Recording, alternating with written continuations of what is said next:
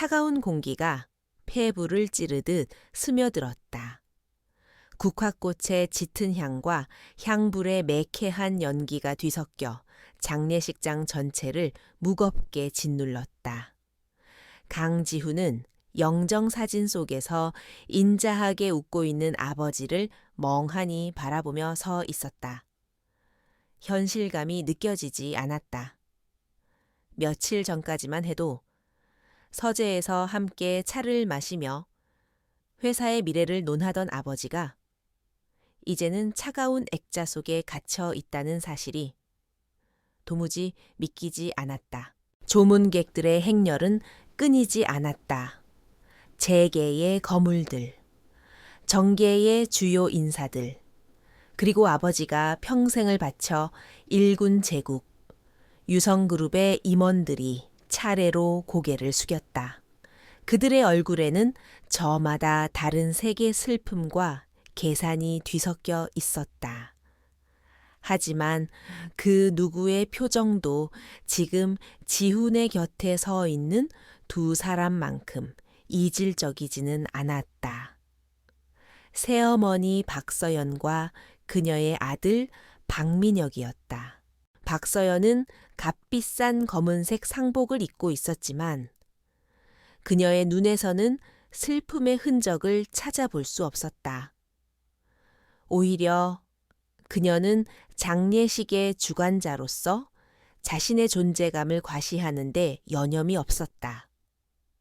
그녀는 조문객들을 맞이하며 우아하게 고개를 숙였지만 그 눈빛은 한치의 흔들림 없이 냉정했다.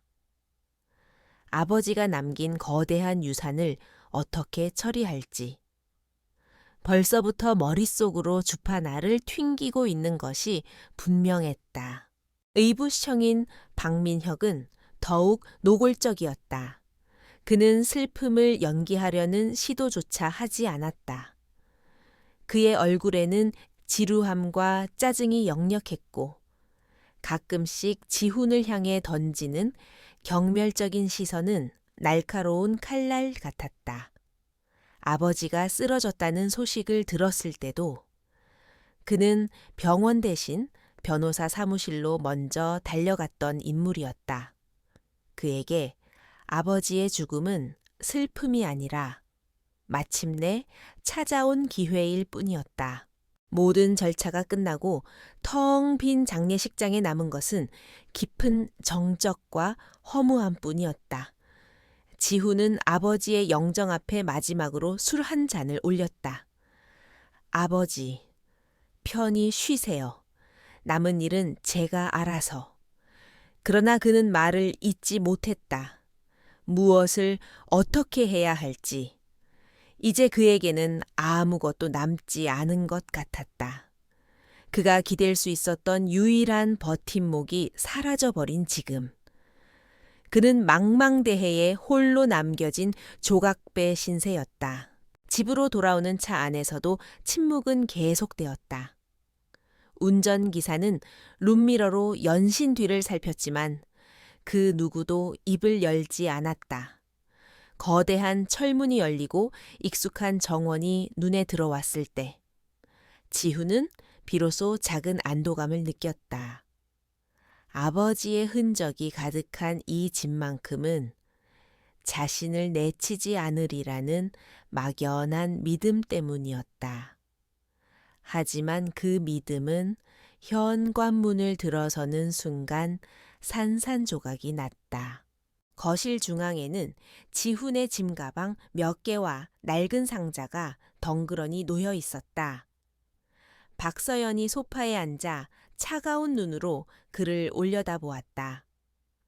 그녀의 옆에는 팔짱을 낀 채 비릿한 미소를 짓고 있는 박민혁이 서 있었다. 이게 다 무슨 겁니까? 지훈의 목소리가 낮게 잠겨 있었다. 박서연은 찻잔을 내려놓으며 입을 열었다. 그녀의 목소리는 얼음처럼 차가웠다. 네가 있을 곳은 이제 여기가 아니라는 뜻이다. 아버님 장례도 끝났으니 이제 네 갈 길을 가야지. 박서연의 말은 비수처럼 날아와 지훈의 심장에 박혔다. 그는 자신의 귀를 의심했다. 아버지가 돌아가신 지 차에 하루도 지나지 않았다. 아버지의 천이 아직 온전히 가시지도 않은 이 집에서 자신을 내쫓겠다는 말을 저렇게 아무렇지 않게 할 수 있다는 사실이 믿기지 않았다. 어머니, 지금 무슨 말씀을 하시는 겁니까? 여긴 제 집입니다. 아버지가 평생을 사셨고 제가 태어나고 자란 곳입니다. 지훈이 간신히 분노를 억누르며 말했다. 하지만 박민혁이 비웃으며 끼어들었다. 내 집 착각하지 마. 강지훈, 이 집은 이제 어머님과 내 소유야. 아버지가 남기신 유언장. 못 봤어. 모든 재산은 법적인 배우자와 아들에게 상속된다고 명시되어 있어. 넌 그냥 핏줄만 섞인 외부인일 뿐이야. 그의 말에 지훈은 눈앞이 캄캄해졌다. 유언장이라니. 아버지가 그런 유언장을 남겼을 리가 없었다. 평소 자신을 얼마나 아끼고 사랑했는지 누구보다 지훈 자신이 잘 알고 있었다. 분명 저들이 꾸민 짓이거나 아버지가 정신이 온전치 못할 때 받아낸 것일 터였다. 그는 변호사를 만나서 모든 것을 확인해야겠다고 생각했지만 박서연은 그에게 그런 기회조차 줄 생각이 없어 보였다. 아버님은 내게 실망하셨다. 평생 회사 일에는 관심도 없고 뜬구름 잡는 소리나 하며 아버님 속을 썩였지. 네가 조금이라도 정신을 차렸다면 아버님이 그렇게 갑자기 스트레스로 쓰러지시진 않았을 거야. 박서연은 지훈의 슬픔을 파고들어 죄책감을 심으려 했다. 아버지를 죽음으로 몰고 간 불효자라는 낙인을 찍어 그가 어떤 저항도 할 수 없도록 만들려는 속셈이었다. 지훈은 주먹을 꽉 쥐었다. 손톱이 손바닥을 파고드는 고통이 느껴졌지만 눈앞의 두 사람에게서 느껴지는 몸 열감에 비하면 아무것도 아니었다. 그는 회사 일에 관심이 없었던 것이 아니었다. 오히려 그는 아버지의 방식과는 다른 더 혁신적이고 지속 가능한 경영을 꿈꿨다. 하지만 박서연과 박민혁은 끊임없이 그와 아버지를 이간질했고 결국 아버지는 그를 경영 일선에서 물러나게 하여 작은 자회사로 보냈던 것이다. 더 이상 듣고 싶지 않으니 그만 나가주렴. 네가 쓰던 물건들은 이미 다 정리해서 저 상자에 넣어두었다. 앞으로는 이 집에 발들일 생각하지 마라. 박서연은 자리에서 일어나며 싸늘하게 말했다. 그녀는 마치 길가의 벌레를 쫓아내는 듯한 표정이었다. 지훈은 상자를 내려다보았다. 그 안에는 낡은 앨범 몇 권과 그가 어릴 적 쓰던 낡은 장난감 몇 개가 전부였다.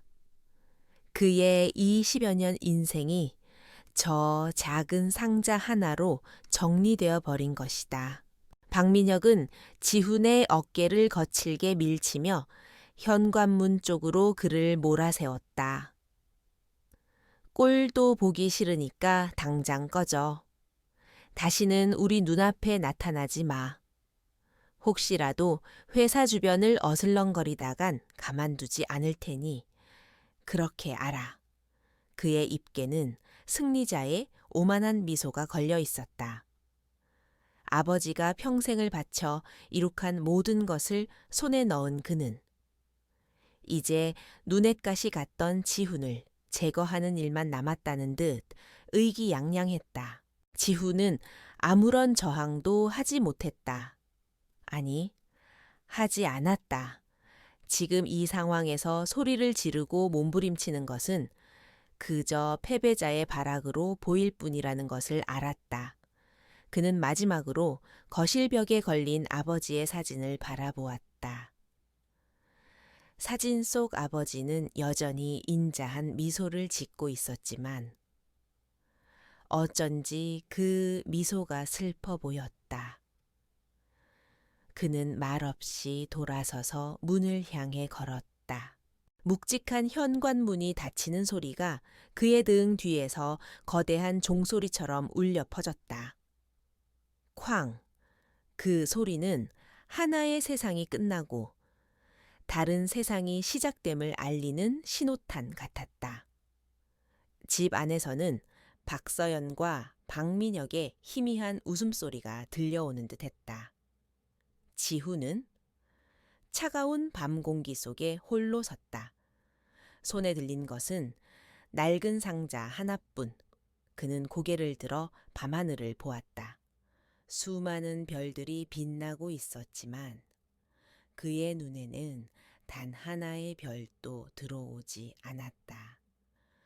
절망이 그의 온몸을 휘감았다. 시간은 의미 없이 흘러갔다. 쫓겨난 지 며칠이 지났는지. 지우는 더 이상 새지 않았다. 그는 도심 변두리의 허름한 고시원, 창문조차 없는 작은 방에 몸을 구겨 넣고 있었다. 방 안에는 곰팡내와 싸구려 방향제가 뒤섞인 역한 냄새가 진동했다. 차가운 시멘트 벽에서는 한기가 스며 나왔고 얇은 담요 한 장으로는 밤의 추위를 막기에 역부족이었다. 화려하고 넓었던 저택의 방과 비교하면 이곳은 관이나 다름없었다. 그는 하루 종일 침대에 누워 있거나 의미 없이 천장의 얼룩을 세며 시간을 보냈다. 슬픔, 분노, 무력감, 배신감이 뒤섞여 그의 정신을 좀먹었다. 장례식장에서의 기억, 박서연의 얼음 같던 목소리, 그리고 박민혁의 조롱 섞인 얼굴이 끊임없이 머릿속을 맴돌았다. 아버지를 죽음으로 몰고 간 불효자라는 그들의 낙인은 그의 가슴에 깊은 상처를 남겼다. 정말 나의 나약함 때문에 아버지가 돌아가신 걸까? 스스로를 향한 자책이 그를 늪처럼 끌어당겼다. 배가 고파오면 그는 뜨거운 물을 부어 컵라면으로 끼니를 때웠다. 뜨거운 국물조차 모래를 씹는 것처럼 아무 맛도 느껴지지 않았다. 창밖 복도 쪽으로 난 작은 유리창으로 들려오는 도시의 소음은 그를 더욱 고립시켰다. 수많은 사람들이 저마다의 삶을 살아가고 있는 이 거대한 도시에서 자신은 완벽한 이방인이자 낙오자가 된 것 같았다. 아버지라는 세상이 무너지자 그는 기댈 곳 하나 없는 미아가 되어버렸다. 그러던 어느 날 밤 그는 더 이상 잠을 이룰 수 없었다. 지독한 공허함이 그를 덮쳤다. 그는 자리에서 일어나 구석에 처박아 두었던 낡은 상자를 끌어당겼다. 박서연이 그의 인생을 담아 던져주었던 바로 그 상자였다. 그는 상자를 열었다. 그 안에는 먼지 쌓인 물건들이 뒤죽박죽 섞여 있었다. 어릴 적 아버지와 함께 찍었던 낡은 앨범, 색이 바랜 그림책, 손때 묻은 미니카. 그는 앨범을 펼쳤다. 첫 페이지에는 해맑게 웃고 있는 어린 시절의 자신과 그런 자신을 사랑스럽게 바라보는 젊은 시절의 아버지가 있었다. 박서연이 그들의 삶에 들어오기 전 단둘이서 행복했던 시절의 기억이었다. 사진을 한 장 한 장 넘길 때마다 잊고 있던 추억들이 아련하게 피어올랐다. 놀이공원에서 목마를 태워주던 아버지의 넓은 등, 서툰 솜씨로 끓여주신 김치찌개의 맛, 함께 밤새워 조립했던 프라모델. 눈물이 뺨을 타고 흘러내렸다. 상자를 거의 다 비웠을 때쯤 그는 상자 바닥에서 미세한 틈을 발견했다. 무언가 이상했다. 상자의 깊이가 겉에서 보는 것과 미묘하게 달랐다. 그는 손톱으로 바닥판을 긁어보았다. 그러자 얇은 나무판이 들리며 숨겨져 있던 작은 공간이 드러났다. 그 안에는 고급스러운 벨벳으로 안감을 댄 작은 나무 상자가 들어 있었다. 지우는 생전 처음 보는 상자였다. 심장이 거칠게 뛰기 시작했다. 떨리는 손으로 상자를 열자. 그 안에는 묵직한 황동 열쇠 하나와 두툼한 편지 봉투가 놓여 있었다. 봉투 위에는 너무나도 익숙한 아버지의 필체로 사랑하는 아들, 지훈에게라고 쓰여 있었다. 순간 지훈은 숨을 멈췄다. 이것은 아버지가 남긴 메시지였다. 죽음을 넘어 그에게 닿은 아버지의 목소리였다. 그는 마른 침을 삼키며 조심스럽게 봉투를 열어 편지를 꺼내 들었다. 편지는 이렇게 시작되었다. 지훈아, 이 편지를 네가 읽게 될 때쯤이면 나는 이미 이 세상에 없겠구나. 너를 홀로 남겨두고 떠나는 아비의 마음을 부디 헤아려다오. 더 강하게 너를 지켜주지 못해서, 더 많은 시간을 함께 해주지 못해서 미안하다. 아버지의 따뜻한 음성이 귓가에 들리는 듯했다. 지훈의 눈시울이 다시 뜨거워졌다. 그는 눈물을 삼키며 다음 문장을 읽어 내려갔다.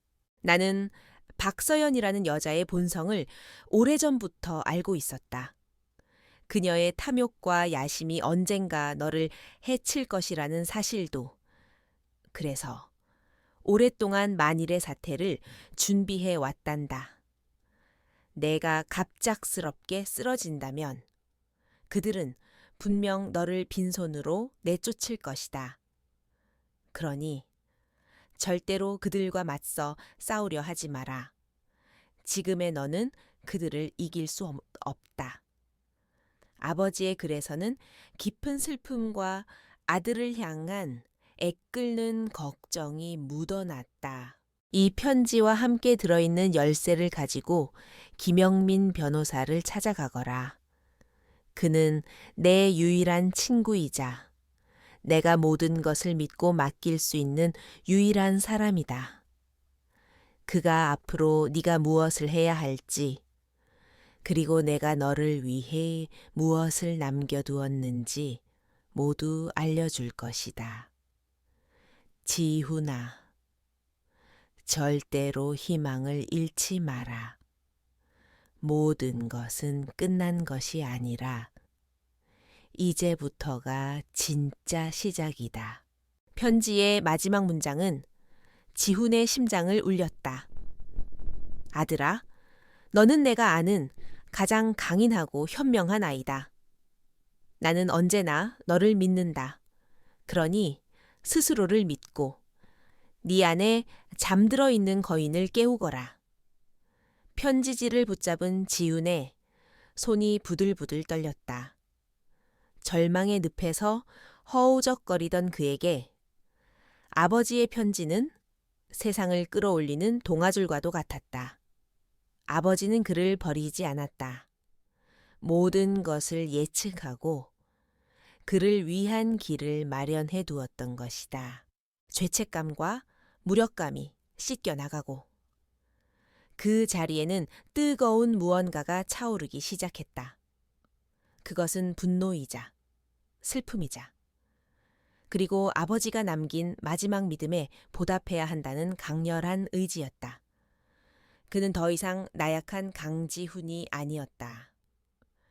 그는 유성그룹 강 회장의 아들이자 그의 모든 것을 물려받을 유일한 상속자였다. 박서연과 박민혁은 아버지를 기만하고 자신을 내쫓았지만 그들은 아버지의 진짜 계획을 전혀 모르고 있었다. 지훈은 자리에서 벌떡 일어났다. 그는 손에 쥔 열쇠와 편지를 내려다보았다. 황동 열쇠는 차갑고 묵직했다. 그것은 단순한 열쇠가 아니었다. 닫혀버린 그의 인생을 다시 열고 아버지의 진정한 유산을 되찾을 수 있는 유일한 희망이었다. 그는 고시원의 작은 창문 너머로 보이는 밤의 도시를 바라보았다. 며칠 전까지만 해도 그를 비웃는 듯 차갑게만 보였던 도시의 불빛들이 이제는 그가 정복해야 할 거대한 전장처럼 보였다. 그의 눈에 다시 생기가 돌기 시작했다. 김영민 변호사, 그를 찾아가야 했다. 다음 날 아침.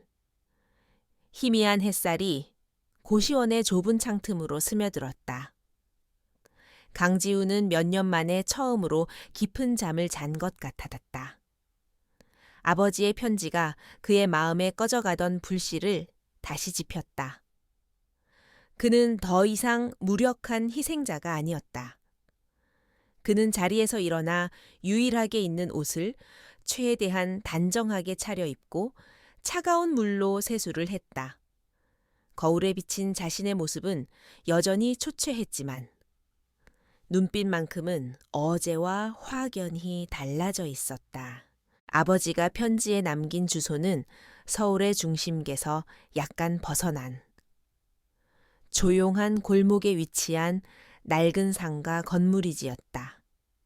김영민 법률 사무소라는 낡은 간판이 아니었다면 그냥 지나치기 십상일 만큼 평범한 곳이었다. 유성그룹 회장의 친구이자 비밀을 간직한 변호사의 사무실이라고는 상상하기 어려운 소박함이었다. 오히려 그래서 지훈은 더 신뢰가 갔다. 아버지의 성정을 아는 그로서는 화려함 속에 칼을 숨긴 인물보다 묵묵히 진심을 지키는 사람을 곁에 두셨을 거라 확신했다. 사무실 문을 열고 들어서자 나이 지긋한 여직원이 그를 맞았다. 마치 그가 올 것을 알고 있었다는 듯. 놀란 기색 없이 차분하게 물었다. 강지훈 씨 되십니까?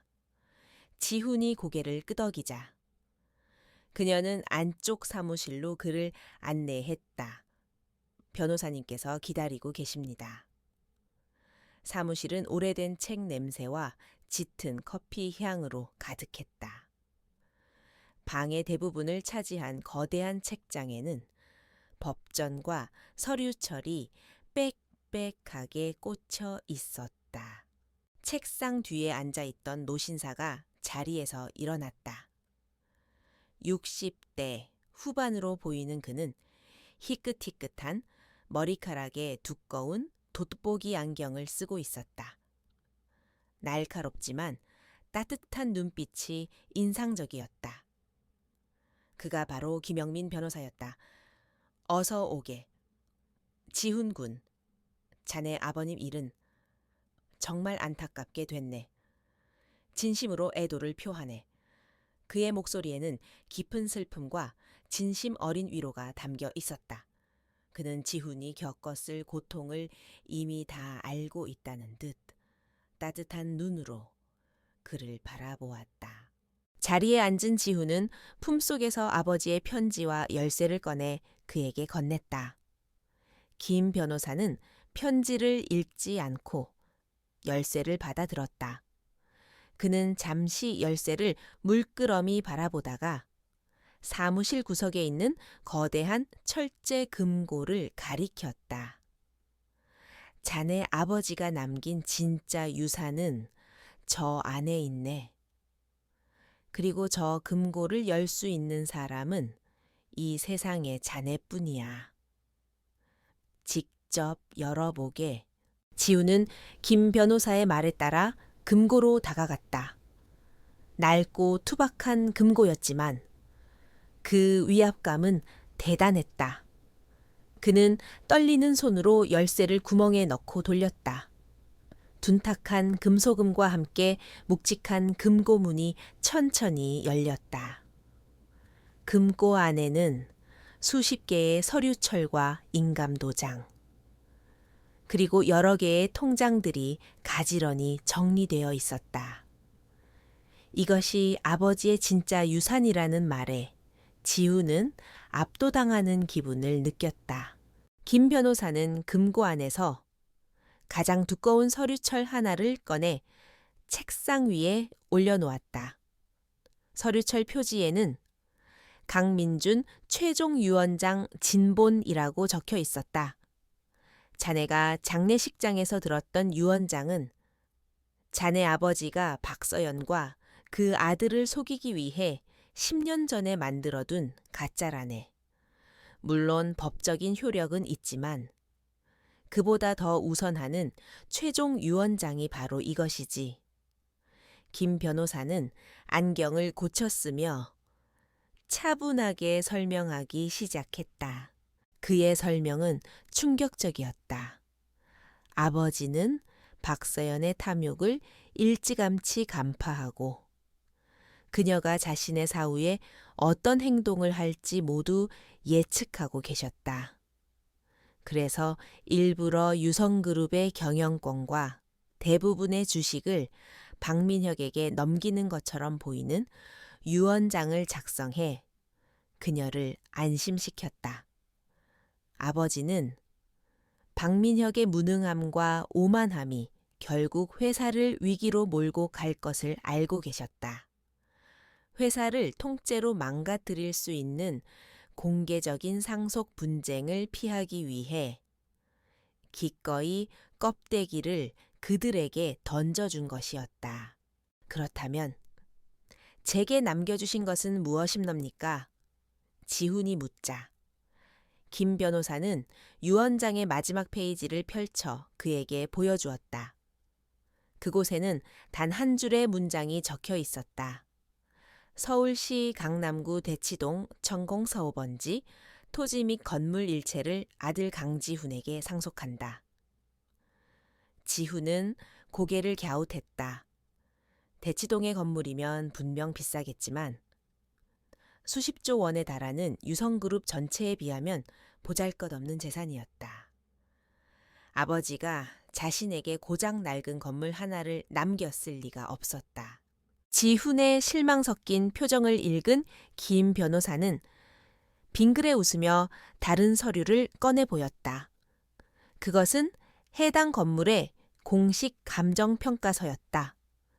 자네 아버지는 미래를 내다보는 눈이 있었지? 30년 전 아무도 거들떠보지 않던 그 허름한 동네의 땅을 사들였네. 그리고 지금 그곳은 서울시 신규 복합행정타운 개발 계획의 중심지가 되었지. 김 변호사가 서류의 특정 부분을 손가락으로 가리켰다. 지훈은 자신의 눈을 의심했다. 감정평가서에 적힌 금액은 5천억 원이었다. 50억도 500억도 아닌 5천억 원.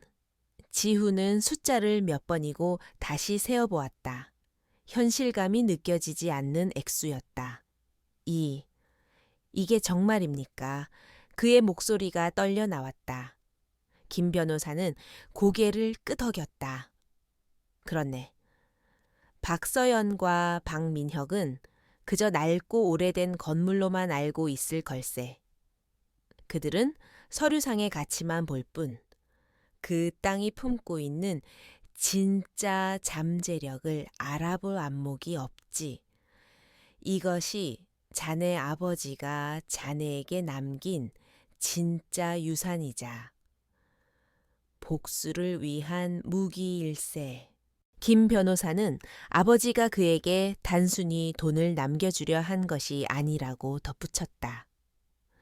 아버지는 지훈의 현명함과 통찰력을 믿었다.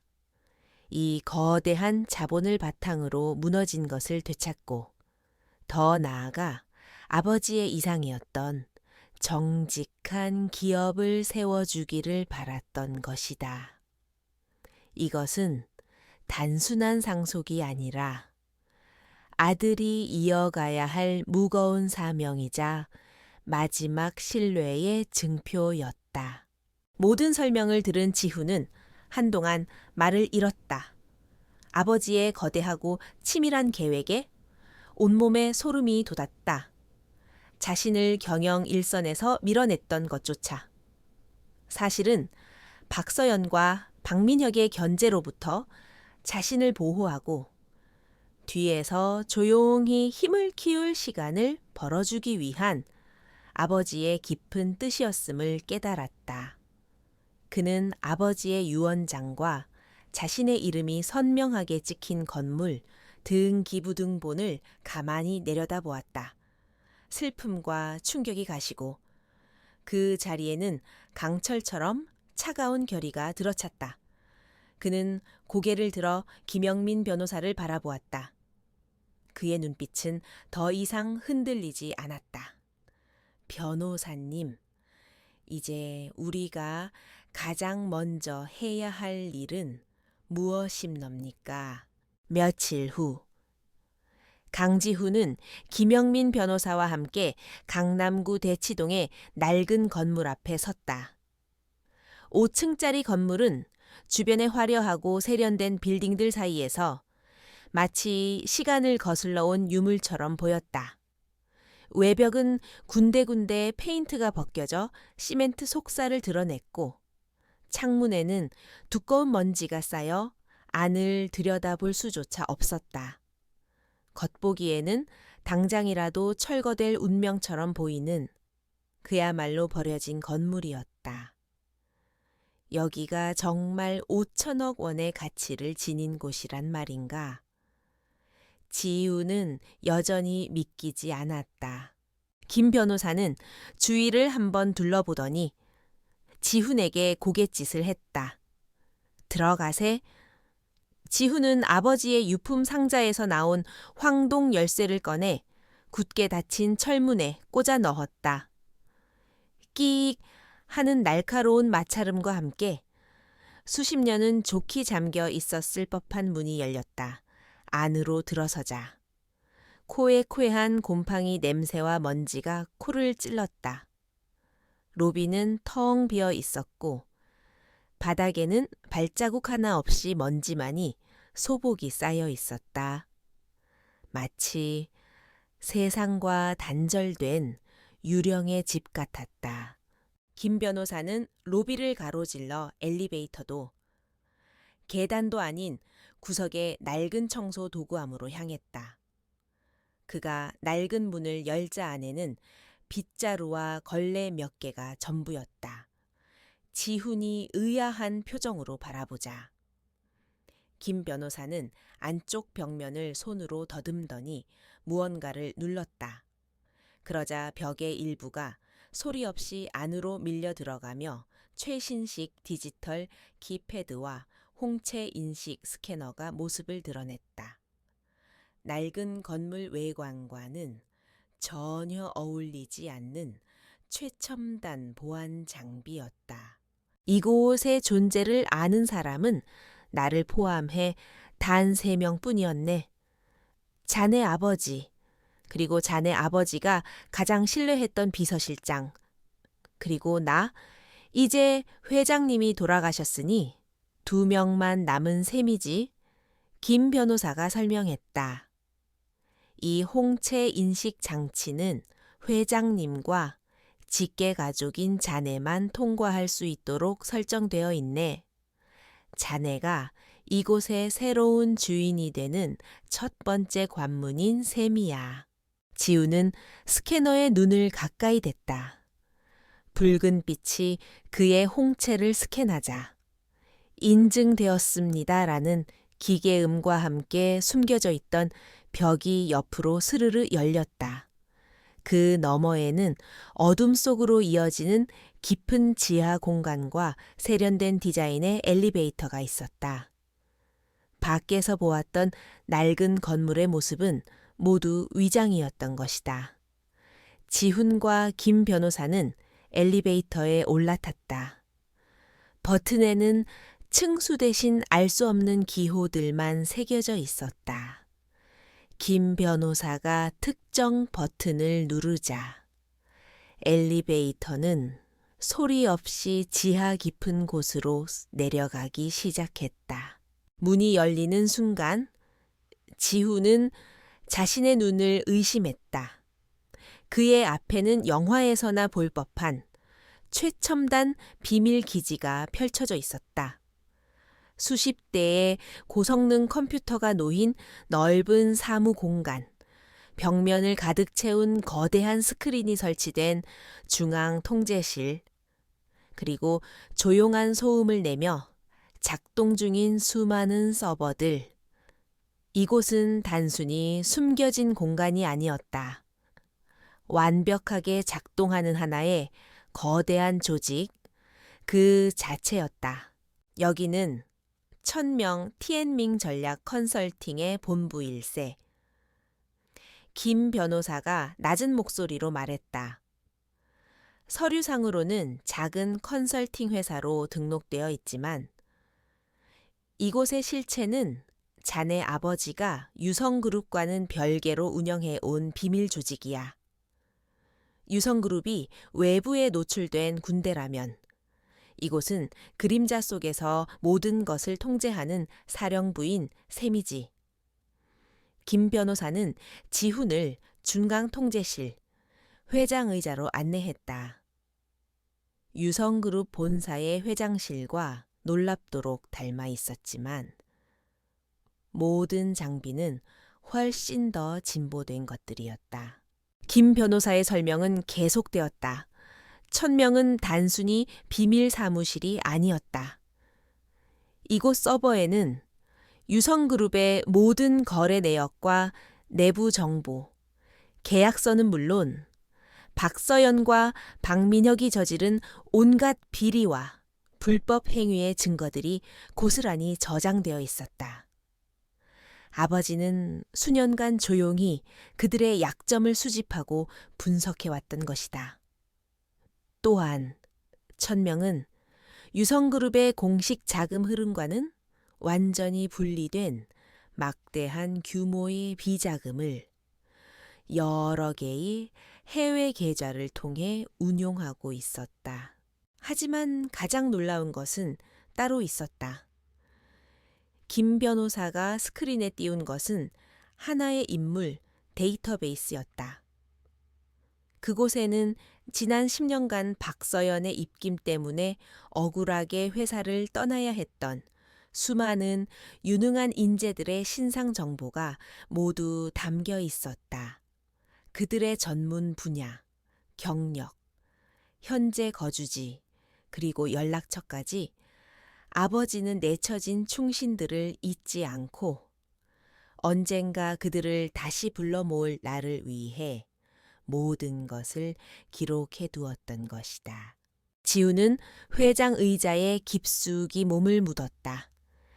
이제야 아버지의 거대한 그림이 완벽하게 이해되었다. 아버지는 아들에게 돈을 남긴 것이 아니었다. 그는 아들에게 군대를, 무기를, 그리고 승리를 위한 완벽한 전략 지도를 남겨준 것이었다. 5천억 원짜리 건물은 이 모든 것을 지키기 위한 성벽이자 작전을 위한 자금줄에 불과했다.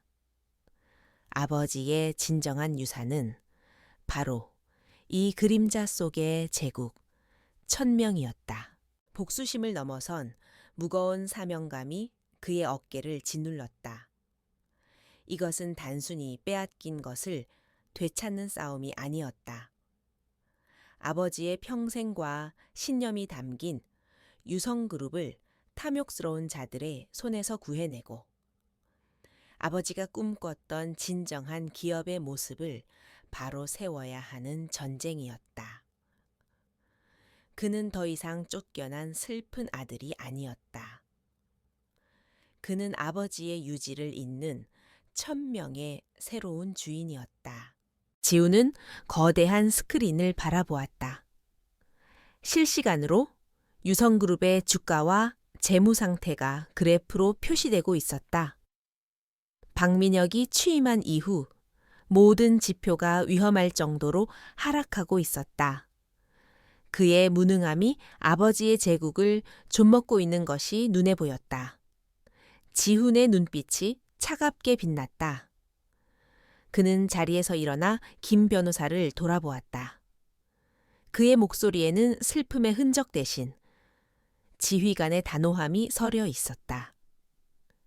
변호사님, 우선 인물 데이터베이스부터 검토하죠.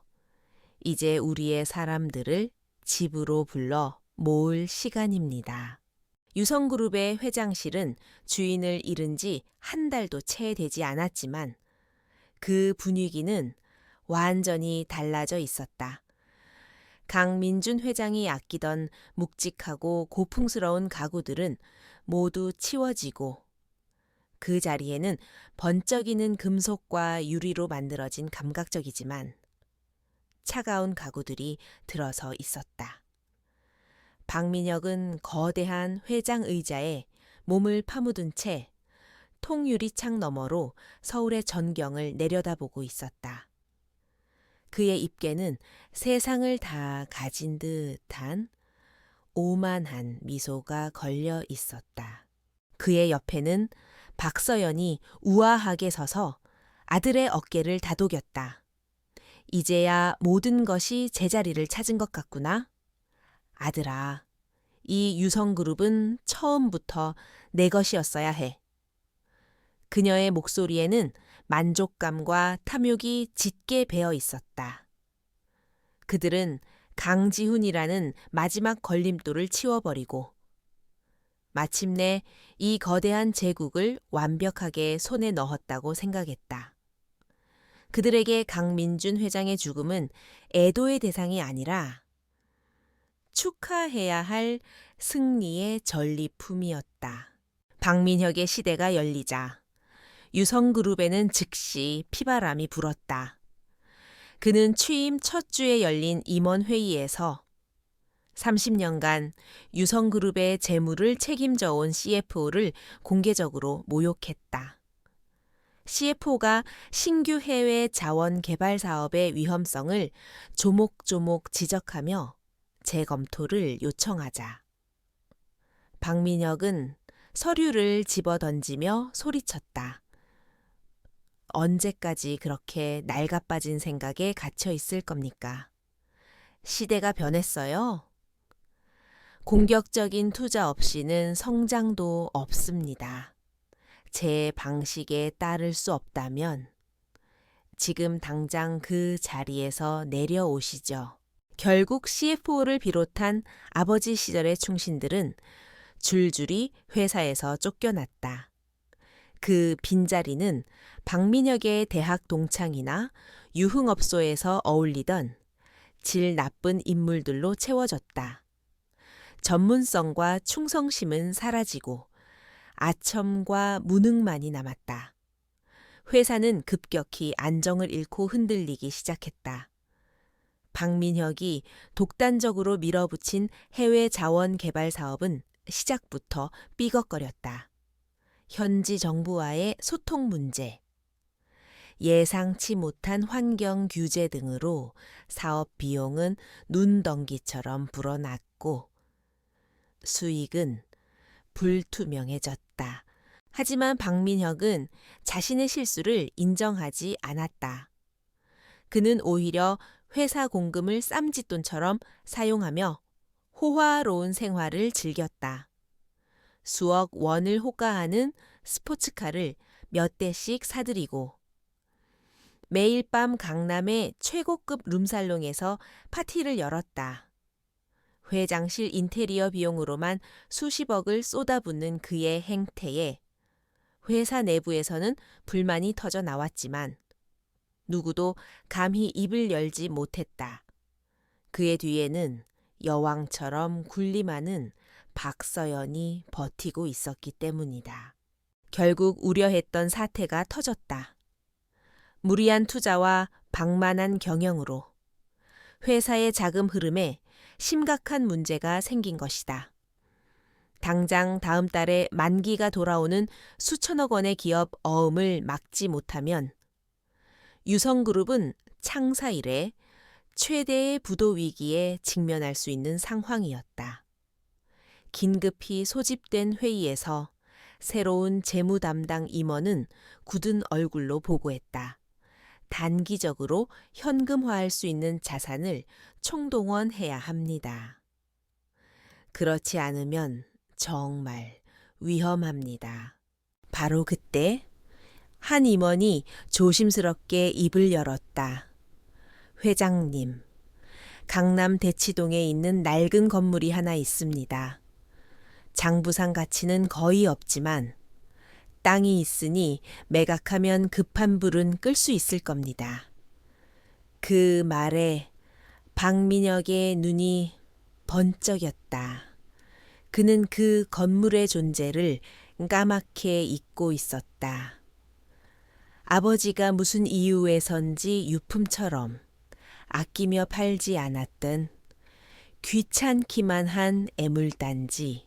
회의가 끝나자마자 박민혁은 박서연과 함께 해당 건물의 서류를 검토했다. 30년 전의 낡은 등기부 등본과 세금 내역서가 전부였다. 장부상에 기록된 건물의 가치는 고작 몇 억에 불과했다. 이런 쓰레기를 아버지는 왜 그렇게 붙들고 계셨을까? 박민혁이 혀를 차며 말했다. 박서연 역시 경멸적인 표정으로 서류를 내려다 보았다. 네, 아버지는 가끔 이해할 수 없는 고집이 있었지. 어쨌든 지금 우리에게는 큰 도움이 되겠구나. 당장 철거하고 땅을 팔아버리자. 그들의 눈에는 오직 서류상의 숫자와 낡은 건물의 모습만 보일 뿐이었다. 그 땅 아래에 어떤 황금이 묻혀 있는지, 정부의 개발 계획이 어떻게 진행되고 있는지 알아보려는 최소한의 노력조차 하지 않았다. 그들의 오만함이 스스로의 눈을 가려버린 것이다. 박민혁은 즉시 자신의 친구가 운영하는 건설사에 연락해 헐값에 토지 매각을 구두로 약속하고 철거 절차를 진행하라고 지시했다. 그는 자신이 매우 현명하고 신속한 결정을 내렸다고 생각하며 흡족해 했다. 같은 시각 지하의 비밀 사령부 1000명에서 강지훈은 거대한 스크린을 통해 유성그룹의 모든 상황을 실시간으로 지켜보고 있었다. 곤두박질 치는 주가 그래프, 박민혁의 방탕한 생활을 고발하는 익명의 게시글, 그리고 자금난에 대한 부정적인 언론 기사들, 모든 것이 아버지의 예측대로, 그리고 그의 계획대로 흘러가고 있었다. 그의 곁에 선 김영민 변호사가 걱정스러운 목소리로 물었다. 이대로 두면 회사가 정말 위험해질 수도 있네. 지금이라도 개입해야 하지 않겠나. 하지만 지훈은 고개를 저었다. 그의 얼굴에는 어떤 감정도 드러나지 않았다. 오직 얼음처럼 차가운 이성만이 번뜩였다. 아닙니다. 아직 때가 아닙니다. 독이 완전히 퍼져 스스로 무너져 내릴 때까지 기다려야 합니다. 섣불리 움직이면 놈들은 꼬리를 자르고 도망갈 겁니다. 그는 스크린의 한쪽 구석에 뜬 대치동 부지 철거 계약 체결이라는 작은 내부 보고서 제목을 응시하고 있었다.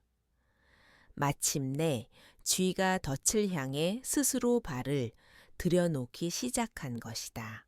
박민혁은 모든 문제가 해결되었다고 믿었다. 그는 자신의 집무실에서 값비싼 와인을 따르며 축배를 들었다. 그는 철거 업체 사장에게 전화를 걸어 호기롭게 말했다. 다음 달까지 그 고물 창고 깨끗하게 밀어버리세요. 흔적도 남지 않게 말입니다. 전화를 끄는 그는 만족스러운 미소를 지었다. 골칫거리를 치우고 큰 돈을 벌게 되었으니 이보다 더 좋을 수는 없었다. 그는 자신이 파괴하려는 것이 자신의 유일한 구명줄이었다는 사실을 꿈에도 알지 못했다. 1000명의 심장부. 중앙통제실의 거대한 스크린에는 수십 명의 인물 정보가 빼곡히 떠 있었다.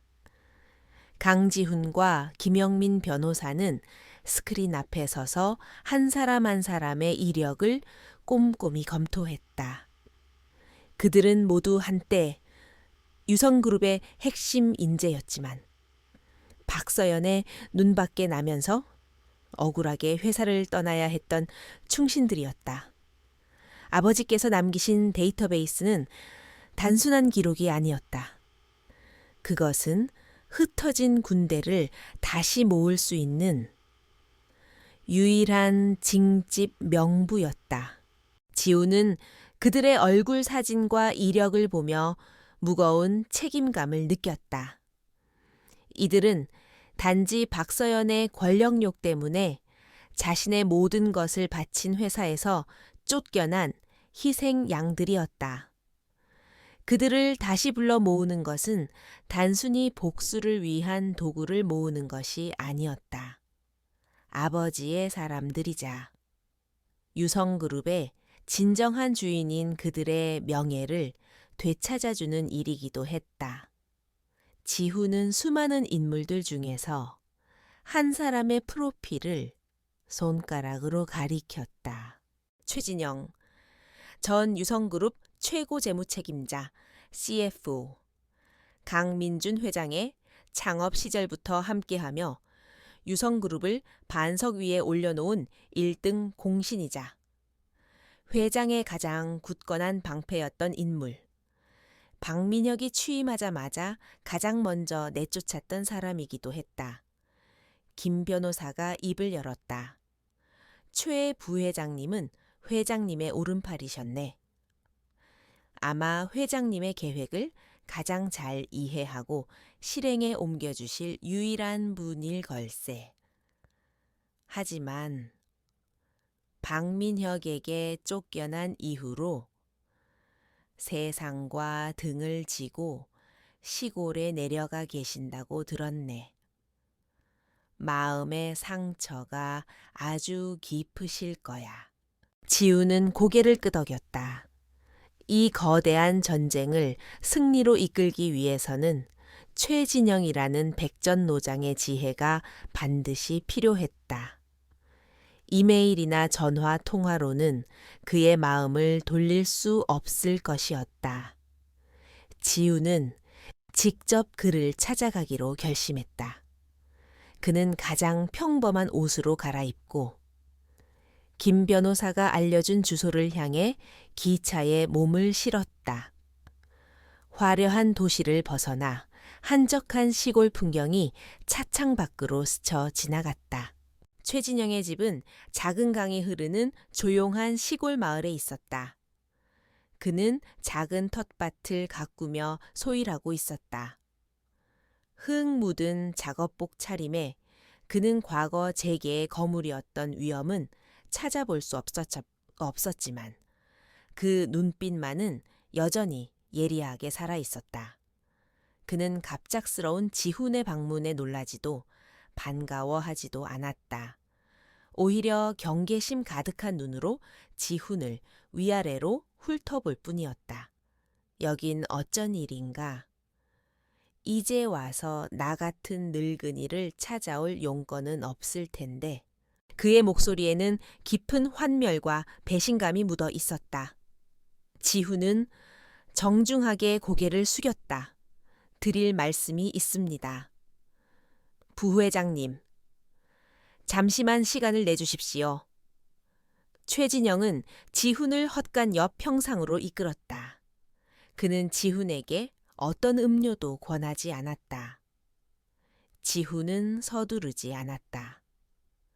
그는 아버지가 돌아가신 날부터 자신이 쫓겨나고 1000명의 존재를 알게 되기까지의 모든 과정을 차분하고 솔직하게 털어놓았다. 최진영은 팔짱을 낀 채 묵묵히 듣고만 있었다. 그의 표정에는 변화가 없었다.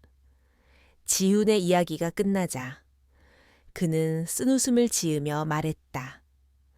그래서 이제 와서 복수를 하겠다고 그 괴물 같은 여자와 어리석은 아들을 상대로 자네 아버지가 남긴 돈 몇 푼과 비밀 조직 하나 믿고 너무 얕보는 것 아닌가. 그의 말은 차가웠다. 그는 지훈 역시 아버지의 후광만 믿는 철부지 도련님 중 하나라고 생각하는 듯했다. 지훈은 그의 시험을 정면으로 마주했다. 복수는 당연히 해야 합니다. 하지만 제 목표는 단순히 복수에서 그치지 않습니다. 저는 아버지의 유산을 지키고 싶습니다. 박민혁이 망가뜨리고 있는 유성그룹을, 그리고 부회장님 같은 분들이 평생을 바쳐 이룩한 모든 것을 바로 세우고 싶습니다. 이것은 아버지께서 제게 주신 마지막 사명입니다. 지훈은 복수가 아닌 사명과 계승을 이야기했다. 그의 눈빛에는 사사로운 감정을 넘어선 굳은 의지가 담겨 있었다. 최진영의 눈빛이 미세하게 흔들렸다. 그는 지훈에게서 과거 강민준 회장의 젊은 시절 모습을 보았다. 하지만 그는 여전히 확신하지 못했다. 그때 지훈은 마지막 카드를 꺼냈다. 그가 가져온 태블릿 PC에는 1000명의 데이터베이스에 담긴 아버지의 친필 메모가 떠 있었다. 최진영, 나의 평생의 동지. 내가 없더라도 내 아들 지훈이 자네를 찾아간다면 부디 그 아이의 검과 방패가 되어주게. 그 짧은 문장을 보는 순간 최진영의 단단했던 표정이 무너져 내렸다. 자신을 끝까지 믿어준 옛 주군의 진심에 그의 눈시울이 뜨거워졌다. 그는 더 이상 아무것도 묻지 않았다. 그는 자리에서 일어나 집 안으로 들어가더니 잠시 후 말끔한 정장 차림으로 다시 나타났다.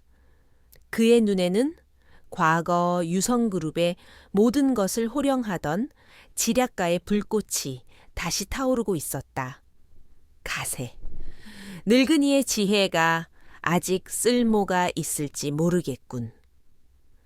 우선 흩어진 우리 동지들부터 다시 불러 모아야겠지. 최진영의 합류는 천군만마를 얻은 것과 같았다. 그들은 1000명의 본부로 돌아와 아버지의 징집 명부를 바탕으로 본격적인 인재 영입에 나섰다. 최진영이 직접 전화를 걸자 망설이던 사람들도 마음을 움직이기 시작했다. 전 북미 지사장, 핵심 기술을 개발하다 쫓겨난 연구소장, 내부 감사를 진행하다 좌천된 감사팀장, 박서연과 박민혁의 폭정에 흩어졌던 별들이 하나둘씩 1000명이라는 비밀스러운 밤하늘 아래로 모여들었다. 지우는 그들 한 사람 한 사람을 직접 만나 설득했다. 그는 1000명의 막대한 자금력을 이용해 그들의 생계를 보장해 주었고, 무엇보다 아버지의 유지를 받들어 회사를 정상화하겠다는 확고한 비전을 보여주었다. 그의 진심과 리더십에 감화된 옛 충신들은 기꺼이 그의 칼과 방패가 되기를 자처했다. 그렇게 아무도 모르게 그림자 속에서 강지훈의 전개 군단이 완성되고 있었다. 어느덧 1000명의 중앙 통제실은 다시 활기를 띠기 시작했다. 백전 노장들이 머리를 맞대고 유성그룹의 약점을 분석하고 방역의 시나리오를 써 내려갔다. 거대한 스크린에는 박민혁의 실책으로 인해 발생하는 수많은 데이터들이 붉은 경고등을 띄우고 있었다. 최진영이 스크린의 한 부분을 가리켰다. 자금 압박을 견디지 못하고 결국 사채 시장에까지 손을 댔군. 이제 스스로 무덤을 다 팠어. 그의 목소리에는 냉정한 확신이 서려 있었다. 지훈은 자신을 믿고 따라주는 든든한 동지들을 둘러보았다. 이제 그는 혼자가 아니었다.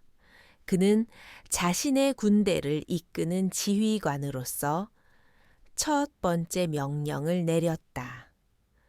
총공격을 위한 준비를 시작해 주십시오. 이제 덫의 올가미를 조일 시간입니다. 유성그룹 본사의 대회의실에는 얼음장 같은 정적이 흘렀다. 박민혁은 주 채권은행단과 투자자들 앞에서 식은땀을 흘리며 진땀을 빼고 있었다.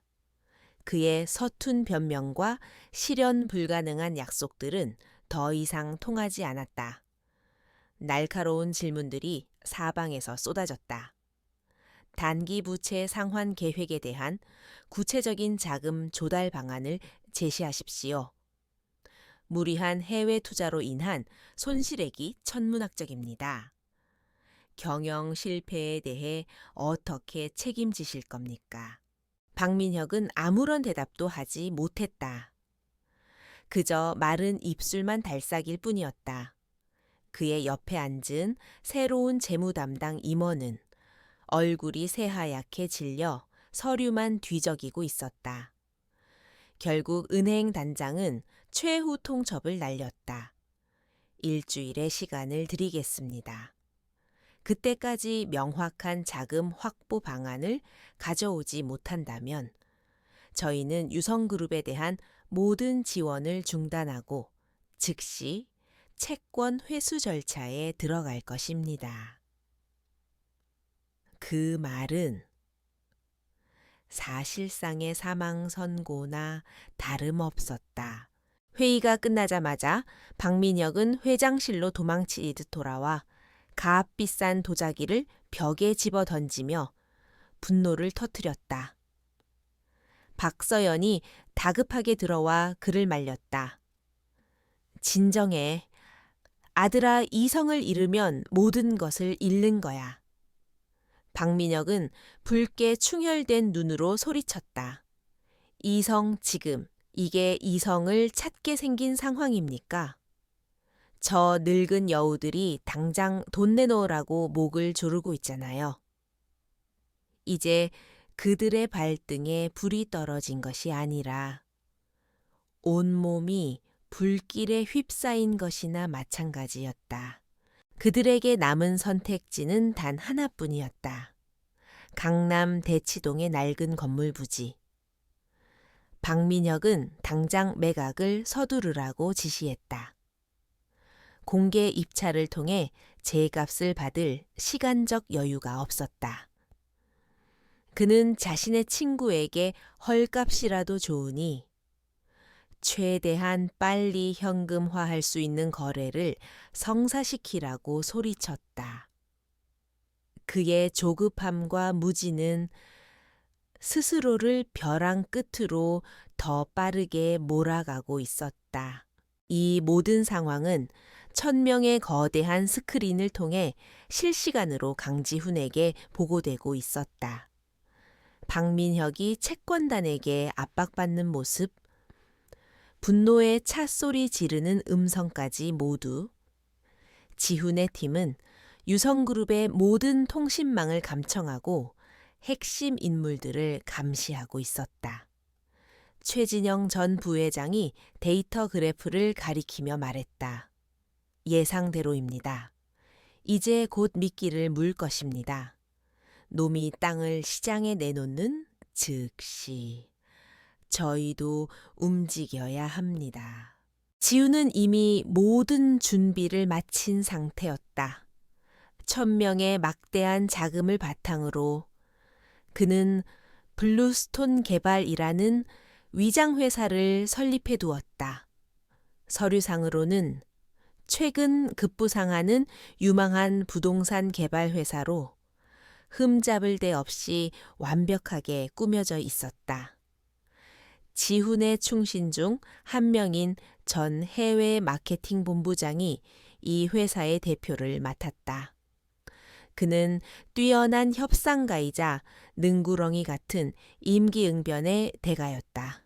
박민혁이 부동산 시장에 급매물로 땅을 내놓았다는 정보가 입수되자마자 블루스톤 개발은 즉시 움직였다. 그들은 박민혁이 고용한 부동산 중개인에게 접근하여 박민혁의 친구가 제시한 가격보다 훨씬 높은 금액을 제안했다. 돈의 눈이 먼 박민혁은 기존의 약속을 헌신짝처럼 버리고 즉시 블루스톤 개발과 접촉했다. 그의 눈에는 더 비싼 값을 부른 새로운 부자 고객만 보일 뿐이었다. 하지만 지훈의 계획은 여기서 그치지 않았다. 그는 두 번째 유령 회사를 동원하여 경쟁 입찰 구도를 만들었다. 갑자기 나타난 2명의 강력한 구매 희망자 때문에 대치동 부지는 순식간에 시장의 뜨거운 감자가 되었다. 박민혁은 연일치 솟는 호옥의 입이 귀에 걸렸다. 그는 자신의 경영 능력이 위기를 기회로 만들었다고 착각하며 의기양양해했다. 이걸 봐. 어머니 내 수완이 어떤지 아버지의 낡은 유산이 황금알을 낳는 거위가 됐다고. 1,000명의 통제실에서는 최진영 부회장의 지휘 아래 치밀한 심리전이 펼쳐지고 있었다. 그는 박민혁의 탐욕과 조급함을 정확히 꿰뚫고 밀고 당기기를 반복하며 판돈을 키웠다. 마침내 블루스톤 개발은 박민혁의 모든 부채를 해결하고도 남을 만큼의 거액. 하지만 실제 토지 가치인 5천억 원에는 한참 못 미치는 금액으로 최종 낙찰을 받았다. 박민혁은 광분했다. 그는 자신이 대단한 협상을 성공시켰다고 믿으며 당장 계약을 진행하라고 법무팀을 닥달했다. 단 며칠 만에 모든 계약서가 준비되었다. 박민혁은 자신의 호화로운 집무실에서 블루스톤 개발 대표와 마주 앉았다. 그는 승리자의 여유를 만끽하며 계약서에 거침없이 서명했다. 잉크가 마르기도 전에. 그는 샴페인을 터뜨리며 승리를 자축했다. 바로 그 순간 1,000명의 통제실에서는 숨 막히는 정적이 흘렀다. 거대한 스크린에는 박민혁의 집무실에 설치된 초소형 카메라가 전송하는 영상이 실시간으로 상영되고 있었다. 박민혁이 계약서에 서명하는 모습이 클로즈업 되자 통제실에 모여있던 모든 충신들은 조용히 서로의 눈을 바라보았다. 마침내 호랑이가 함정에 제 발로 들어온 것이다. 지훈은 차가운 눈으로 스크린을 응시하고 있었다. 그의 얼굴에는 기쁨이나 안도감 대신 이제부터 시작될 진짜 전쟁을 앞둔 지휘관의 비장함이 서려 있었다. 그 계약서는 박민혁의 구원줄이 아니었다. 그것은 그가 소유하지도 않은 것을 팔아치우려 한 사기 계약이자 스스로의 목에 거는 밧줄이었다. 지훈이 나지막이 입을 열었다. 그의 목소리는 강철처럼 단단했다. 서명했군. 이제 저자가 스스로 익사할 때까지 지켜본다. 박민혁은 세상의 정점에 선 기분이었다. 그는 기자들을 불러 모아 긴급 기자회견을 열었다. 수십 개의 카메라 플래시가 터지는 가운데 그는 유성그룹이 강남 부지 매각을 통해 모든 유동성 위기를 극복하고 새로운 성장 동력을 확보했다고 의기양양하게 발표했다. 그는 이 모든 것이 자신의 과감한 결단력과 뛰어난 경영 능력 덕분이라며 스스로를 치켜쓰는 것도 잊지 않았다. 그의 연설은 오만함과 자기 과신으로 가득 차 있었다. 계약에 따라 블루스톤 개발은 즉시 계약금 수백억 원을 유성그룹 계좌로 입금했다. 박민혁은 이 돈을 이용해 당장 급한 채무부터 해결했다. 채권은행들은 일단 한숨을 돌렸고 시장의 불안감도 일시적으로 가라앉는 듯했다. 박민혁은 이제 모든 것이 자신의 통제 하에 있다고 확신했다. 그는 계약서에 명시된 장음 지급 전까지 토지 소유권 이전 완료라는 조항 따위는 안중에도 없었다. 그에게 계약은 이미 끝난 것이나 마찬가지였다. 그러나 운명의 시계는 그의 편이 아니었다. 장음 지급일이 다가오자 유성그룹의 법무팀은 소유권 이전을 위해 등기소에 관련 서류를 제출했다. 하지만 그들은 곧바로 벽에 부딪혔다. 등기소 직원은 황당하다는 표정으로 서류를 반려했다. 이 토지의 소유주는 유성그룹이 아니라 강지훈이라는 개인 명의로 되어 있습니다. 소유주 본인이 아니면 등기 이전 신청 자체가 불가능합니다. 법무팀 직원들은 자신들의 귀를 의심했다. 보고를 받은 박민혁은 자리에서 벌떡 뛰어 올랐다. 말도 안 돼 그 땅은 아버지 소유였고 아버지가 돌아가셨으니 당연히 내 것이란 말이다. 강지훈 따위가 왜 거기서 나와? 그는 미친 사람처럼 소리를 질렀지만 상황은 변하지 않았다. 그가 믿었던 상식은 법적 효력이 없었다. 아버지의 진짜 유언장이 존재한다는 사실을 그는 꿈에도 몰랐던 것이다. 그의 완벽했던 계획에 치명적인 균열이 생기기 시작했다. 바로 그 다음 날 유성그룹 회장실에는 블루스톤 개발 측에서 보낸 내용 증명 한 통이 날아들었다. 김영민 변호사가 직접 작성한 그 서류에는 계약 불이행에 따른 법적 조치 예고라는 섬뜩한 문구가 적혀 있었다. 블루스톤 개발은 유성그룹이 소유권 이전을 이행하지 못했으므로 계약서에 명시된 대로 계약금의 10배에 달하는 위약금을 물어내거나 혹은 당장 소유권을 이전하라고 요구했다. 수천억 원에 달하는 위약금은 가뜩이나 휘청이는 유성그룹을 단번에 파산시킬 수 있는 어마어마한 금액이었다. 그때부터 강지훈의 진짜 공격이 시작되었다. 1000명의 정보팀은 일사불란하게 움직였다. 그들은 박민혁이 체결한 사기 계약서 4본, 강지훈의 이름이 명시된 진짜 등기 부등본, 그리고 블루스톤 개발이 보낸 내용 증명까지 모든 자료를 묶어 익명의 발신자로 위장해 여러 곳에 동시다발적으로 발송했다. 첫 번째 타겟은 유성그룹의 주 채권 은행단이었다. 자료를 받아본 은행장들은 경악을 금치 못했다. 박민혁이 자신들을 상대로 거대한 사기극을 벌였다는 사실에 분노가 치밀어 올랐다. 그가 갚은 빚은 결국 또 다른 사기를 통해 얻은 돈이었던 것이다.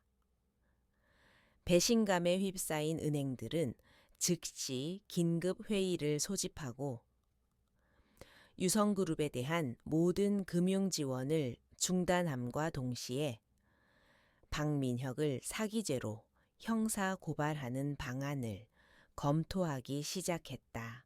두 번째 타겟은 유성그룹의 이사회였다.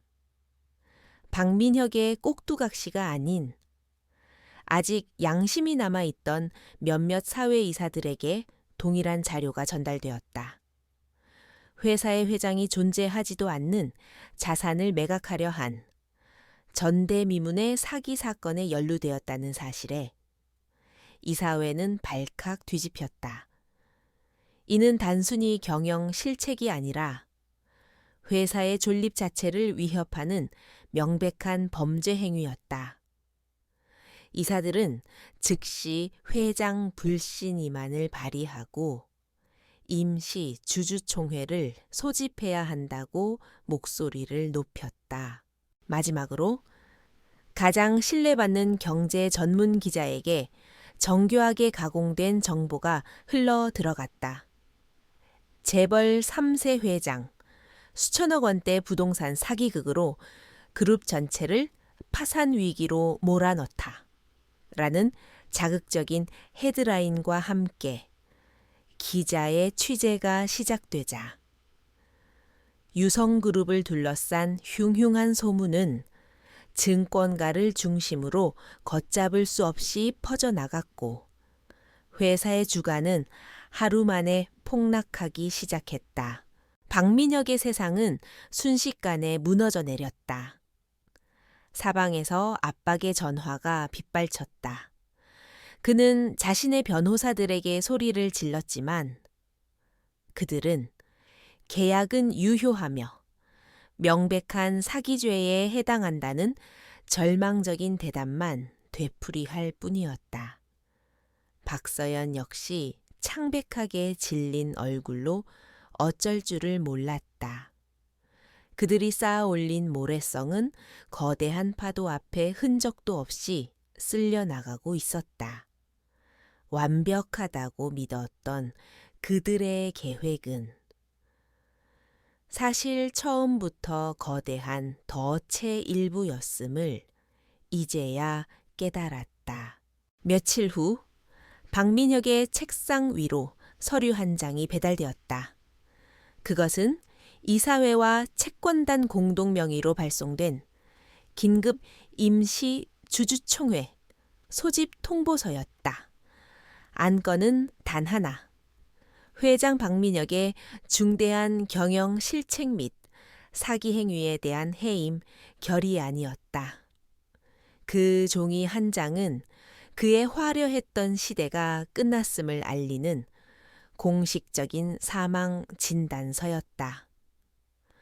박민혁은 떨리는 손으로 통보서를 내려다 보았다.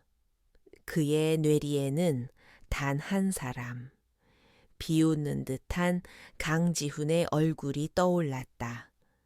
그는 마침내 자신이 거대한 연극의 어리석은 광대였을 뿐임을 깨달았다. 임시 주주총회가 열리는 유성그룹 본사 대강당은 거대한 화약고 같았다. 성난 주주들과 채권단, 그리고 피 냄새를 맡은 하이에나 같은 기자들로 발 디딜 틈이 없었다. 단상 중앙에 앉은 박민혁과 박서연은 애써 태어난 척했지만 창백한 얼굴과 미세하게 떨리는 손끝은 그들의 불안감을 감추지 못했다. 모든 것이 끝장날 수도 있다는 공포가 그들의 목을 조여오고 있었다. 마침내 사회자가 개회를 선언하자 박민혁이 먼저 마이크를 잡았다. 그는 이 모든 상황을 타개할 마지막 발악을 준비한 상태였다. 그는 비장한 표정으로 입을 열었다. 존경하는 주주 여러분, 그리고 채권단 관계자 여러분. 저는 오늘 이 모든 혼란이 저의 불찰이 아닌 유성그룹을 파괴하려는 외부의 거대한 음모 때문에 벌어진 일이라는 사실을 말씀드리고자 합니다. 장내가 순식간에 술렁였다. 박민혁은 기다렸다는 듯이 손가락으로 허공을 가리키며 소리쳤다.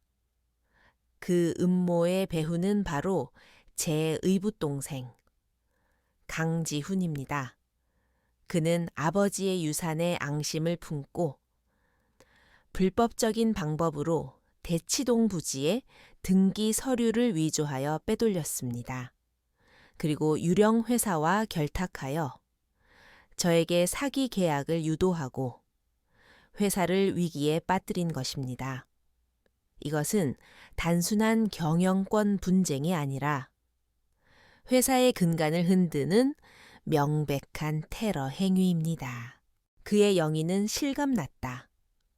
박서연은 손수건으로 눈가를 찍어내며 비운의 미망인 역할을 완벽하게 소화했다. 남편이 세운 이 위대한 기업을 지키려는 저의 모자를 저 사악한 아이가 파멸시키려 하고 있습니다. 부디 현명한 판단을 내려주시길 바랍니다. 그들의 거짓말에 일부 주주들이 동요하기 시작했다. 진실을 알지 못하는 이들에게 이 상황은 그저 추악한 재벌가의 유산 다툼으로 비칠 수도 있었다. 바로 그 순간이었다. 굳게 닫혀있던 강당의 뒷문이 활짝 열렸다. 모든 사람의 시선이 그곳으로 쏠렸다. 그곳에는 이전과는 완전히 다른 모습의 강지훈이 서 있었다. 값비싼 맞춤 정장을 입은 그의 모습에서는 더 이상 쫓겨났던 자의 비참함을 찾아볼 수 없었다. 그의 양옆에는 전설적인 CFO 최진영과 노련한 김영민 변호사가 굳건히 서 있었다. 지훈의 등장은 그 자체만으로도 장내의 모든 소음을 잠재우는 압도적인 힘이 있었다. 지훈은 단상을 향해 천천히 그리고 당당하게 걸어갔다. 박민혁이 당황하여 길을 막아서려 했지만 지훈의 차가운 눈빛에 압도되어 저도 모르게 옆으로 비켜섰다. 마이크 앞에 선 지훈은 잠시 장내를 둘러보았다. 그리고는 차분하지만 강당 전체를 울리는 목소리로 입을 열었다. 제 의부청이 저를 음모의 주동자라고 비난했습니다. 좋습니다. 지금부터 그 음모의 실체가 아닌 이 모든 사건의 진실을 여러분께 보여드리겠습니다. 첫 번째 증거는 김영민 변호사가 제시했다. 그가 노트북을 대형 스크린에 연결하자 화면에는 강민준 최종 유언장이라는 제목의 문서가 나타났다. 김 변호사는 이것이 공증까지 모두 마친 법적으로 완벽한 진본 유언장임을 설명했다. 유언장의 내용은 충격적이었다. 유성그룹의 경영권은 박민혁에게 넘기지만 대치동 부지를 포함한 모든 차명 재산은 아들 강지훈에게 상속한다는 내용이었다. 박민혁의 사기극은 시작부터 성립조차 할 수 없는 것이었다. 두 번째 증거가 화면에 나타났다. 그것은 대치동 부지의 공식 감정평가서였다. 스크린을 가득 채운 5천억 원이라는 숫자의 장내에서는 경악의 탄성이 터져 나왔다. 박민혁 회장은 5천억 원의 가치를 지닌 회사의 핵심 자산을 고작 자신의 경영 실책을 메우기 위해 헐값에 팔아넘기려 했습니다. 이것이 여러분이 믿었던 회장의 진짜 능력입니다. 지훈의 목소리가 서늘하게 울려 퍼졌다. 세 번째 증거는 최진영 부회장이 제시했다. 그는 1,000명이 수집한 방대한 데이터를 바탕으로 박민혁 취임 이후 유성그룹이 어떻게 망가져 갔는지를 적나라하게 보여주었다. 비전문가인 친구들을 임원으로 앉히고 수천억 원의 회사 자금을 해외의 유령 회사로 빼돌린 정황. 법인카드로 하룻밤에 수억 원의 유흥비를 결제한 내역까지 그의 모든 비리와 무능이 만천해에 드러나는 순간이었다. 주주들의 얼굴은 분노로 붉게 달아올랐다.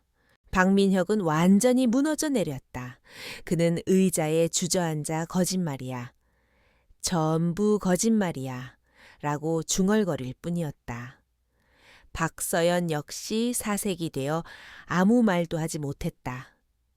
지훈은 마지막 일격을 가했다. 그는 자신과 함께 온 옛 충신들을 단상 위로 불러 올렸다. 이분들이야말로 제 아버지와 함께 유성그룹을 일군 진짜 주역들입니다. 저는 이분들과 함께 아버지가 남기신 진정한 유산을 되찾고 회사를 바로 세울 것입니다. 지훈의 선언은 모든 논란의 종지부를 찍었다. 주주들은 박민혁의 해임안에 압도적인 찬성표를 던졌다. 채권단은 그 자리에서 박민혁과 박서연을 사기 및 업무상 배임 혐의로 고발하겠다고 발표했다. 수십 대의 카메라 플래시가 무너져 내린 두 사람을 향해 무자비하게 터져댔다. 강지훈은 그들을 돌아보지 않았다. 그는 단상 위에서 자신을 믿어준 사람들, 그리고 앞으로 자신이 이끌어가야 할 유성그룹의 미래를 굳건히 마주보고 서 있었다. 길고 길었던 싸움의 끝에서 마침내 정의가 승리하고 있었다. 주주총회가 끝난 대강당은 마치 태풍이 휩쓸고 지나간 듯했다.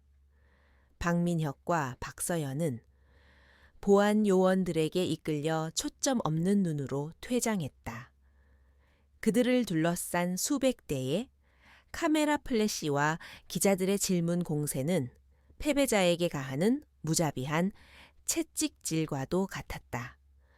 불과 1시간 전까지만 해도 이 거대한 제국의 주인이었던 그들은 이제 한낱 파렴치한 범죄 혐의자로 전락해버렸다. 권력, 부, 명예. 그들이 그토록 집착했던 모든 것이 신기루처럼 사라져버렸다. 그들이 사라진 단상 위로 새로운 시대의 서막이 올랐다. 이사회는 만장일치로 강지훈을 유성그룹의 비상대책위원장이자 임시회장으로 추대했다. 그의 첫 번째 업무 지시는 최진영 부회장을 비롯한 아버지 시절의 충신들을 즉시 원래의 직책으로 복귀시키는 것이었다. 그림자 속에서 암약하던 1,000명의 용사들은 마침내 빛의 세계로 돌아와 제자리를 찾았다. 강지훈은 마침내 아버지의 의자, 진정한 주인의 자리에 앉았다. 그 후 몇 주간 유성그룹은 거대한 수술대에 오른 환자와도 같았다. 강지훈과 그의 팀은 밤낮을 잇고 무너진 회사를 재건하는 데 몰두했다. 가장 시급한 것은 자금 문제였다. 최진영 부회장은 5천억 원에 달하는 대치동 부지를 담보로 위기에 빠진 회사를 외면했던 은행들로부터 오히려 이전보다 훨씬 유리한 조건으로 신규 자금을 유치하는 데 성공했다. 마르지 않는 돈줄이 확보되자 회사는 기적처럼 안정을 되찾기 시작했다. 안정이 찾아오자 지훈은 곧바로 내부 개혁의 칼을 빼들었다. 그는 박민혁이 앉혀놓은 무능한 낙하산 인사들을 모두 해고하고 그가 버려놓은 모든 부실 사업들을 과감하게 정리했다. 또한 대대적인 내부 감사를 통해 박민혁과 박서연이 빼돌린 비자금의 흐름을 추적하고 부패에 연루된 모든 임직원들을 법의 심판대에 세웠다. 그의 단호하고 원칙적인 개혁은 직원들에게 새로운 희망과 신뢰를 심어주었다. 어느 정도 회사가 정상 궤도에 오르자 지후는 조용히 차를 몰아 아버지가 잠들어 계신 추모공원을 찾았다. 그는 아버지의 묘비 앞에 국화꽃 한 다발과 아버지가 평소 즐겨 드시던 맑은 술 한 잔을 올렸다. 그는 아무 말 없이 한참 동안 묘비를 바라보았다. 더 이상 그의 마음속에는 분노나 슬픔, 원망 같은 감정은 남아있지 않았다. 오직 아버지를 향한 깊은 감사와 그리움, 그리고 무거운 사명을 완수했다는 안도감만이 잔잔하게 흘렀다. 아버지, 이제 편히 쉬세요. 아버지께서 지키고자 하셨던 모든 것. 이제는 제가 끝까지 지켜내겠습니다. 그는 마음속으로 조용히 맹세하고 자리에서 일어났다. 그의 발걸음은 더 이상 과거에 얽매여 있지 않았다. 그는 이제 미래를 향해 나아가야 했다. 몇 달의 시간이 흘렀다. 유성그룹은 강지훈이라는 새로운 리더 아래 놀라운 속도로 부활하고 있었다. 언론은 연일 그의 혁신적인 경영 방식과 미래를 내다보는 통찰력을 칭송했다. 그는 아버지의 유산을 단순히 지키는 것을 넘어 시대의 흐름에 맞춰 더욱 강하고 투명한 기업으로 발전시켜 나가고 있었다. 박민혁과 박서연은 재판에서 수백억 원대의 횡령 및 배임 혐의가 인정되어 나란히 차가운 감옥에 수감되었다는 소식이 들려왔다. 이야기의 마지막 장면은 다시 대치동의 그 건물 앞에서 펼쳐진다. 한때 폐허처럼 보였던 낡은 건물은 온데간데 없고 그 자리에는 유성그룹의 미래를 책임질 최첨단 R&D 센터의 기초공사가 한창이었다. 이곳은 강지훈이 자신의 모든 것을 걸고 추진하는 핵심 프로젝트였다. 그는 이곳을 단순한 연구소가 아닌 대한민국의 미래 기술을 선도하는 심장부로 만들 계획이었다. 해질녘 강지훈은 건설 현장이 내려다 보이는 언덕에 서서 붉게 물드는 노을을 바라보고 있었다. 그는 지난 몇 달간의 여정을 조용히 되돌아보았다. 아버지가 남긴 5천억 원짜리 건물은 단순한 부의 상징이 아니었다. 그것은 아들의 지혜와 용기, 그리고 그릇을 시험하기 위한 아버지의 마지막 시험대였다. 그리고 그는 마침내 그 시험을 통과했다. 그는 더 이상 위대한 아버지의 그늘에 가려진 아들이 아니었다.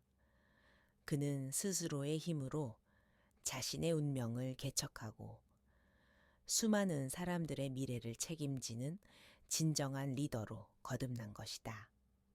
그는 노을을 등지고 자신이 건설하고 있는 미래를 향해 몸을 돌렸다. 그의 눈빛은 그 어느 때보다 단단하고 희망에 차 있었다. 새로운 시대의 새벽이 밝아오고 있었다.